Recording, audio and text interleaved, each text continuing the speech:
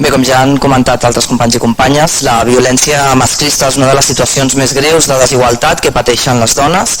Lamentablement, cada dia se'n produeixen de molt tipus i on la màxima expressió és l'assassinat, que aquest any ja s'ha cobrat 4 vides a Catalunya, l'última ahir mateix a Sant Joan d'Espí, com ja han comentat també.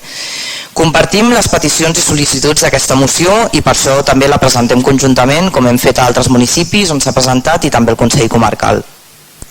En aquest cas, la proposta de comarcalització dels jutjats Vido podria ser positiva en termes d'eficàcia, tenint en compte que siguin serveis de jutjats únics especialitzats en el conjunt de la comunitat en un territori i d'eficiència, de màxim aprofitament de recursos. Però és evident que allunyar l'administració de justícia de la ciutadania és precisament just el contrari del que cal procurar quan parlem de justícia de proximitat, que és just el que defensa la Generalitat de Catalunya en el seu vigent pla de govern.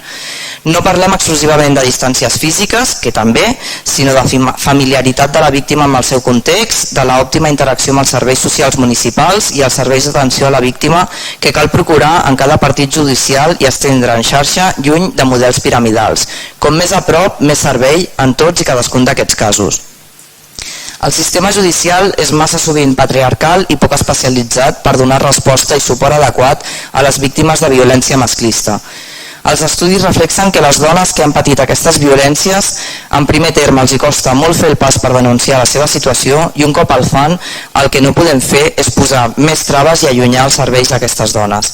Per tant, estem completament en contra d'aquesta proposta del Tribunal Superior de Justícia de Catalunya, proposta exclusivament tècnica i autoorganitzativa que no ha tingut en compte les grans mancances que generaria.